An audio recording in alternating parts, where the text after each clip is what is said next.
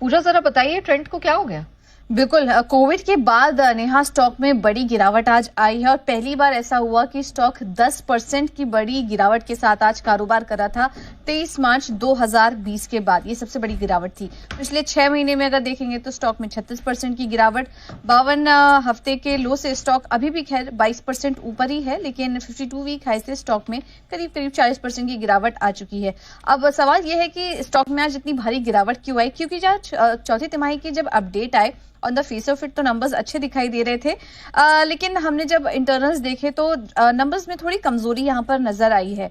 Quarter 4 का जो revenue growth था वो अनुमान से कमजोर रहे हैं। पिछले क्वार्टर 34% तक की ग्रोथ थी, 30% के ऊपर की ग्रोथ थी। इस बार केवल 28% की ग्रोथ देखने को मिली, जो कि अनुमान से कम रही।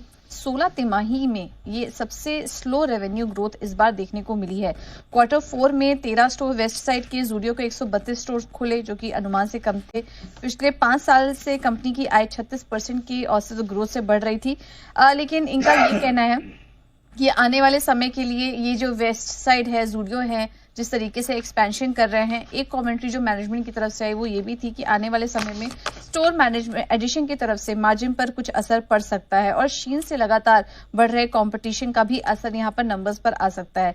लेकिन गिरावट के बावजूद स्टॉक के वैल्यूएशंस अभी भी महंगे ही हैं। स्टॉक 80 टाइम्स के पीक के मल्टीपल पर कारोबार कर रहा है और एक वजह ये भी कह रहे हैं कुछ रिपोर्ट्स भी कि हाई बेस भी था और उसके सामने भी अगर देखेंगे तो थोड़ी स्लो ग्रोथ नजर आ रही है। लेकिन ये कुछ ऐसे नंबर्स थे जिसकी वजह से हमने देखा कि टारगेट कट्स भी आए हैं। गोल्डमैन सैक्स की जो रिपोर्ट आई है उसमें उन्होंने टारगेट जो है वो 7,500 से घटाकर 6,770 का कर दिया है। लेकिन उनका ये भी कहना है कि कंपनी के लॉन्ग टर्म प्रोस्पेक्ट्स काफी मजबूत नजर आ रहे हैं। FY26 से ग्रोथ पिकअप होने का भी अनुमान है, लेकिन स्टोर एडिशन की वजह से मार्जिन पर थोड़ा दबाव आने वाले समय में आ सकता है।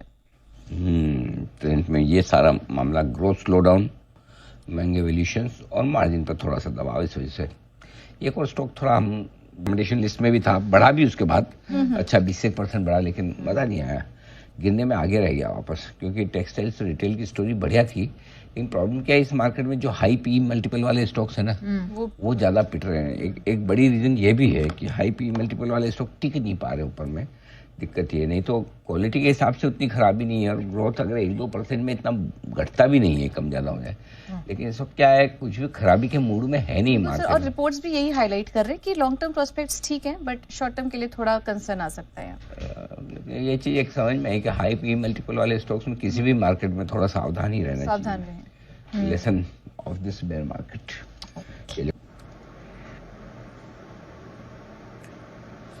जी देखिए, चार्ट पर एक सपोर्ट है और आज का भी अगर आप देखें तो जो नीचे से रिकवरी हुई है, एक मेजर सपोर्ट के आसपास स्टॉक ट्रेड कर रहा है, तो मुझे इन स्तरों के आसपास सपोर्ट नजर आता है। लेकिन अगर आप एक लॉन्ग टर्म चार्ट देखें तो वो कमजोर दिखता है। तो मुझे लगता है लॉन्ग टर्म चार्ट में एक बुलिश बेरिश फ्लैग पैटर्न बना है, जिसका ब्रेकडाउन आज के ट्रेड में दिख रहा है। तो लॉन्ग टर्म चार्ट्स कमजोर हो गए हैं। तो मेरी राय में फिलहाल यहाँ पर बॉटम फिशिंग की या इन स्तरों पर कुछ पोजीशन को एवरेज करने का प्रयास न करें। मुझे लगता है मुमकिन है कि आपको और नीचे के लेवल से एक बार को देखने को मिल सकते हैं। तो फिलहाल मेरी दूरी रखने की